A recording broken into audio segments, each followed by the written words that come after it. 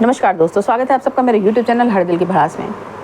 आज हम लोग बात करेंगे कि हमारे समाज में जो लोकोक्तियाँ हैं, मुहावरे हैं, दोहे हैं जो हमारे बहुत ही ज्ञानी जन लोग लिख करके चले गए हैं, क्या वो केवल एक लोगों के द्वारा कही गई बात है कि मतलब उनके मन में कुछ आया और उन्होंने कह दिया, या इसका कोई वैज्ञानिक आधार या वैज्ञानिक तर्क भी है?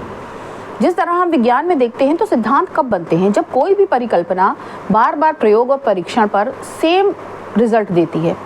किसी भी परिकल्पना का बार बार प्रयोग किया जाए और एक ही उसका रिजल्ट आए तो वो सिद्धांत या नियम बन जाती है।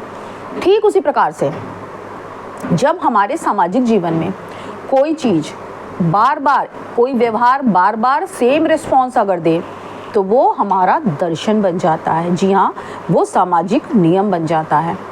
इसलिए ये सोचना कि ये मुहावरा उन्होंने लिख दिया, ये लोकोक्ति उन्होंने लिख दी, ये दोहा उन्होंने लिख दिया, ये उनके मन में आया उन्होंने लिख दिया, ये केवल एक साहित्यिक रचना, ऐसा नहीं है।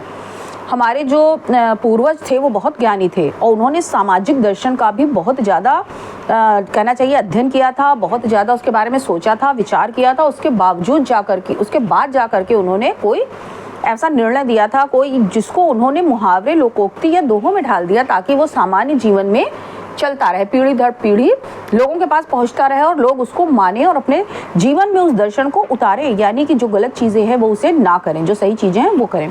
तो इसी प्रकार का एक दोहा हमारे कबीर दास जी लिख करके गए हैं कि दुर्बल को न सताइए जाकी मोटी हाय, मरी खाल की हाय से लोह भस्म हो जाए। यानी दुर्बल के जो हृदय से आह निकलती है वो लोहे को भी भस्म कर सकती है। लेकिन अफसोस है कि हमारे समाज में जब इंसान के पास उम्र होती है, जब पावर होता है, जब पैसा होता है तो वो कुछ नहीं समझता है, वो दुर्बल के ऊपर ही अत्याचार करता है। ऐसी एक बहुत ही बेहतरीन कहानी कल हमारे मित्र कुंवर संजू सिंह जी ने FB पर डाली थी और मैंने उसको वहाँ से चुरा करके सोचा आप लोगों को सुनाएं। बहुत ही बेहतरीन कहानी है। उन्होंने बताया कि एक बहुत ही गरीब, कमज़ोर, बूढ़ा मछुआरा एक दिन मछली पकड़ने गया। कई घंटों की मेहनत के बाद कड़ी धूप में उसे एक मोटी अच्छी मछली मिली। वो उसे लेकर के आ रहा था कि चलो उसकी कम से कम 2 दिन की रोटी का जुगाड़ हो जाएगा। इतने में सामने से एक बहुत ही हट्टा खट्टा इंसान आया और उसने देखा कि ये इतनी बड़ी, इतनी अच्छी मछली पकड़ के लेके जा रहा है। उसने मछली छीनी, उसे धक्का मारा, वो जा करके दूर गिरा। जब दूर गिरा तो उस निरीह दुर्बल की कातर आंखों से सिर्फ 2 आंसू टपके। वो मोटा ताजा आदमी उसकी स्थिति पर हंसता हुआ वो मछली लेकर के जाने के लिए जैसे ही मुड़ा कि मछली ने उसके हाथ में, अंगूठे में काट लिया। काटने से जब उसे पीड़ा हुई तो मछली उसके हाथ से फिसल करके कूदी और वापस समुद्र में चली गई। अब ये आदमी अपने घर आ गया। कुछ 2 दिन बाद उसे लगा कि इसमें दर्द कुछ बढ़ रहा है। वो डॉक्टर के पास गया। डॉक्टर ने कहा ये तो इन्फेक्शन बहुत फैल चुका है, तुम्हारा अंगूठा काटना पड़ेगा। डॉक्टर ने उसका अंगूठा काट दिया। अंगूठा कटवा के वो घर आया। 2 दिन बाद फिर उसे लगा कि भाई पीड़ा अभी भी बढ़ रही है, अब इन्फेक्शन उसके और हाथ में फैल रहा है। डॉक्टर ने कहा इन्फेक्शन तो बहुत फैल गया, तुम्हारी कलाई काटनी पड़ेगी। उसकी कलाई भी काट दी गई। 2 दिन बाद फिर उसके हाथ में समस्या हुई। वो फिर डॉक्टर के पास गया तो डॉक्टर ने कहा ये इन्फेक्शन तो फैलता ही चला जा रहा है, अब तुम्हारी कोहनी तक हाथ काटना पड़ेगा। डॉक्टर ने उसका कोहनी तक हाथ काट दिया।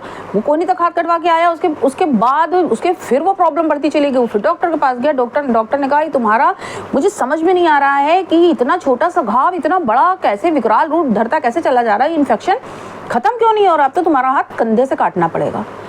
अब वो आदमी एकदम बौखला गया। उसे लगा कि जरा सा घाव इतना बड़ा कैसे हो गया। डॉक्टर जो था वो एक धार्मिक इंसान था, थोड़ा आध्यात्मिक था, तो उसे कर्म पर बड़ा विश्वास था। उसने कहा कि भाई देखो, मेरे इतने लंबे करियर में मैंने नहीं देखा कि इतना छोटा घाव इस तरह से किसी को परेशान करे, इस तरह से किसी को बर्बाद करे। तुम बढ़ते बढ़ते तुम्हारा हाथ कटते कटते कंधे तक पहुंच गया और मुझे अभी भी ये समझ में नहीं आ रहा है कि ये इन्फेक्शन यहाँ रुकेगा या आगे बढ़ जाएगा। तुमने कहीं ऐसा तो नहीं किया कि तुमने इस दौरान किसी का दिल दुखाया हो, किसी के संग कुछ बुरा किया हो और कि तुम्हारा कर्म लौट करके आया हो? डॉक्टर का ये कहना था कि अचानक उस इंसान को उस बेचारे गरीब, लाचार और बूढ़े मछुआरे की याद आ गई। उसने वो रोता पीटता बोला कि हाँ डॉक्टर साहब मैंने ऐसा ही कुछ किया था। वो उस मछुआरे के पास पहुंचा। उसने उसके यहाँ गया तो गिड़गिड़ाते हुए बोला कि भाई तूने ऐसा कौन सा श्राप मुझे दे दिया, तूने ऐसा कौन सा जादू मंत्र मेरे ऊपर कर दिया कि मेरी जिंदगी पर बनाई। तो बूढ़ा उसकी आंखों में देखता हुआ बोला मैंने कुछ नहीं कहा था, मैंने सिर्फ ऊपर वाले से ये प्रार्थना करी थी कि ईश्वर आज इसने मुझे अपनी ताकत दिखाई है, अब इसे तुम अपनी ताकत दिखाना। आप ये समझ लीजिए, अगर आप किसी के ऊपर अपनी ताकत दिखा रहे हैं तो कोई ऊपर बैठा हुआ है जो आपके ऊपर अपनी ताकत दिखाएगा। यही कबीरदास जी ने इस दोहे में ढाल करके हम सबको शिक्षा दी थी कि कभी किसी दुर्बल को मत सताइए। और दुर्बल का मतलब ये नहीं कि दुर्बल वो शारीरिक रूप से हो, कि मानसिक रूप से हो, कि आर्थिक रूप से हो, कि सामाजिक रूप से हो। दुर्बल कोई हृदय से भी हो सकता है। एक माँ भी अपने हृदय से दुर्बल हो सकती है। एक मेरा पड़ोसी भी अपने अच्छे संस्कारों की वजह से आपके सामने दुर्बल हो सकता है। आपका बच्चा भी आपको मान सम्मान देने के लिए आपके सामने दुर्बल हो सकता है। अगर आप उस दुर्बल को सता रहे हैं तो हमेशा याद रखिए कि आपके ऊपर कोई बैठा है जिसकी लाठी में आवाज़ तो नहीं होती है, लेकिन लाठी लगती बड़ी ज़ोर से है। तो मेरी आप सबसे हाथ जोड़ के प्रार्थना है कि किसी को दुर्बल को सताने से पहले ये बात ज़रूर याद रख लीजिएगा कि अगर आप किसी के संग बुरा करेंगे तो आपका वो कर्म आपके आगे लौट करके ज़रूर आएगा।